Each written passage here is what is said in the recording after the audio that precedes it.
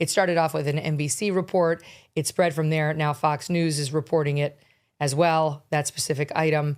It's kind of everywhere. Jim, John Solomon, your reporting is the best in the business. What are you hearing about that? Yep, I just confirmed with FBI officials that he made such an utterance that he at one point he said that he thought the election was stolen, that he has been making statements implicating him in the pipe bombing. But it's early in the investigation, and I caution everybody that these cases are complicated. You have a person who has some social phobia, it appears, based on the early reports, and that is consistent with the FBI says. He's sort of a withdrawn fellow. The FBI Behavioral Lab is going to do a full analysis. They're going to wage his statements against his behavior, and it's going to take us days to really know a motive. One thing I'll point out just from the early criminal information is way before anyone knew the 2020 election would end in such a dispute and be called by some stolen. This guy was already buying pipe bomb materials in the summer and fall of 2019 and continuing well after the January 6th event. So those are factoids that are going to weigh in. Jim knows this because he was one of the greatest profilers in FBI history. But it's going to be a while before we know. Everybody wants it clean, right, left thing. It's going to take a while to figure a guy out like this and make sure they understand his motive. So early utterances aren't always the final outcome of where you find the case ends. But it is true he made those statements. He's made a lot of statements. Some of them are contradictory, and I think the FBI is going to weigh all that before they come to a true analysis of what this guy's motive was. One interesting thing that Cash said was this is not a dumb person who they have in custody right now. Right.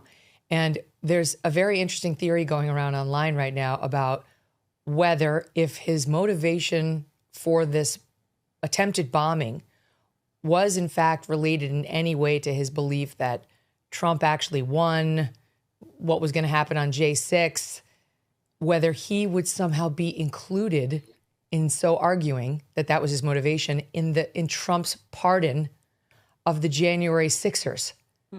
Now, I don't think so, because Trump's pardon covers anyone connected with the January 6th insurrection, riot, whatever you want to call it.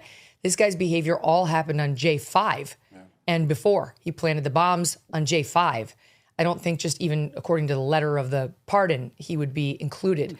But it's an interesting question about whether he's clever enough to say that was the motivation in an effort to get himself within the four corners of the J6 pardons. Anyway, all of this will be debated at length down the lane. Jim, let me start with you broad-based, because you bring the most expertise to this. What you heard from Cash, what you heard from the FBI and the DOJ yesterday. Tell us your impressions overall right now. Yeah, I've been in the middle of investigations. I was right outside the room when John Muhammad was being interviewed, the DC sniper, watching on video and helping the state police talk to him. And there were leaks that went out later that day that turned out to be not exactly accurate. Same with Call Me God instead of I Am God on the tarot card. So, John, I trust your reportage and the people you're talking to. But let's be a little bit careful about everything that's being said right now. And I know Cash was, as I listened to the interview there. And and it's I told a few other people, unless this guy Cole is also doing plumbing work on the side. He's buying these galvanized pipes and end caps, et cetera, way back in October of 2019, well before the election was even occurred, a year and a month. So this guy had a plan. He was, as talking to your producer, Megyn, I was saying he may be someone of a bomber without a cause, putting these bombs together, looking for an excuse, trying to figure out who the best target would be. Representational targets, but it would be like Kaczynski bombing airlines, universities, but then also a group of Luddites at the same time. I mean, that would have made no sense for Ted Kaczynski, and this guy hitting the DNC and the RNC on the same night, fortunately with devices, IEDs, that did not actually detonate. It's incongruous.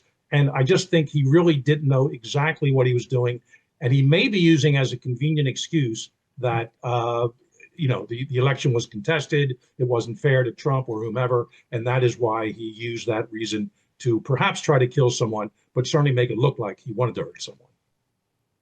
I do wonder. It's a very interesting mystery. Just looking at the FBI affidavit about his purchases, here's just one example where they say, this is on page 3 of the affidavit.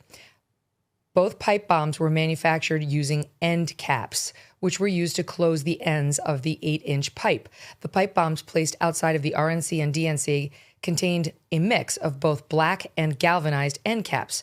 The end caps had markings consistent with the pipe manufacturer's product labeling.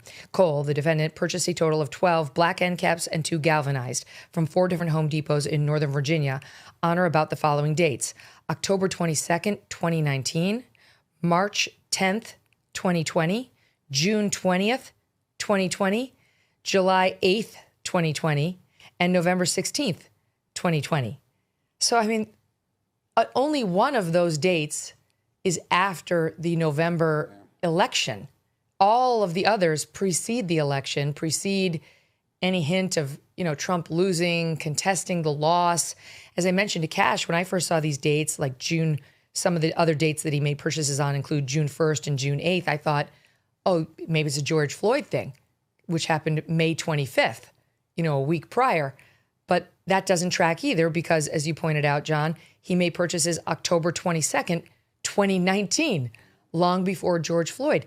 So over the course of October of 2019 through and including up to January 2021, he was buying parts for this thing and assembling this thing. And that's one of the big mysteries here. Like, what was the plan? Like, how, I guess I'll stick with you on it, Jim. How will we ever figure that out? Well, again, the original nickname for the Unabomber was the Junkyard Bomber, when he was, in fact, gathering his parts and components. And he would hand make many of them, take nails and saw little screw slots into them. He'd rip the skins off the batteries to make sure even the lot number couldn't be traced to, the southwest of the U.S., whatever facility was there. So he was putting a lot of his parts together there too. And that magic 6 years that the Unabomber took off from 87 to 93 with no bombings, we know he was continuing his experiments, quote unquote, they're the words he used in his journals and his notes, in the woods of Montana when he was putting those devices together. So, and I'll say this too, the sophistication of these devices of the J5 bomber were not all that high or well, I'll use the word sophisticated again. With the kitchen timer, many devices are motion sensitive devices to them, or plungers of some sort that when someone moves it, picks it up, it goes off. But a 12-hour, I believe it's 12-hour target kitchen timer, that's kind of going old school that you'd see on the old, Roadrunner cartoons or something like that. So I'm not sure where this guy was getting his DIY information to build a device, but he wanted to make it look pretty. He had some homemade black powder. I'm not sure where that came from, but you do have to be careful putting pipe bombs together because you're threading on the end cap. And if there's any little black powder in the thread part, that thing can blow up on you and take hands off or worse and kill the person. So if luckily he made it out at least one piece in that regard for his sake. So yeah, the motion, or I should say the motivation behind this guy is still unknown, but it goes back several years. He was mission oriented. I say several years, at least, 15, 16 months. He was mission oriented. We just don't know what the heck that mission was yet. And whether it was the election, he just may be using that as an excuse. But of course, his social media indicators and emails and text messages to people may give the FBI more clues then. Well, John, Cash was somewhat evasive on he had to be because he doesn't want to get ahead of the arraignment later, but on the social media. But for sure, they found this kid, now he's 30, this guy's social media, have pulled it. He said that they got a subpoena for the companies, and there's going to be a ton there, don't you think? Because oh, yes. That's got to be how he figured out how to make a pipe bomb. He had no friends. He worked at his dad's bail bond company. He wasn't at a busy corporation. Yeah. He spoke with no one. The guy sounds like he was, almost autistic in his social communications. Sure. In fact, I think the grandmother just gave an interview suggesting exactly that to the New York Post. Yeah. So there's going to be something on that social media showing how he figured out how to do this. Yeah, listen, ironically, he went to the same high school as my son. He lived right around the corner from my house where I live in Prince William No County, way. Virginia. Never met him. But there are some anomalies. And by the way, everything Jim has said in the last segment, the last few points, exactly what the FBI is saying right now. This is exactly the way the case unfolds. He's a smart kid, but reclusive and maybe even on the spectrum. People have used that term to me. Again, that's a medical term, but sometimes it just has a public, meaning to it. But someone who builds a bomb with a 1 hour timer and plants it the night before must know that the timer is not going to go off. If it doesn't go off the night before, it hasn't gone off, right? The timer is expired. What was that motive? Those are the sort of things that the behavioral analysis unit will be doing at the FBI lab. Ever read the label on a typical bag of chips? It's often a science experiment of seed oils, MSG, artificial dyes, and mystery ingredients. Masa is part of the growing movement to bring back real food. Masa chips contain just 3 ingredients: organic corn, sea salt, and 100% grass-fed beef tallow. Not only do these chips avoid the bad stuff, they also taste delicious too. Snacking on Masa chips is nothing like eating regular chips. With Masa, you feel satisfied, light, and energetic with no crash and no bloat. And if you love Masa, then you will love Vandy Crisps. Vandy, which is Masa's sister company, makes the most delicious 3-ingredient potato chips too. Ready to give Masa or Vandy a try? Use code MK for 25% off your first order at masachips.com or vandycrisps.com, or simply click the link in the video description or scan the QR code to claim this delicious offer. Don't feel like ordering online? Masa and Vandy are now available nationwide at your local Sprouts supermarket. Stop by and pick a couple of bags up before they're all gone.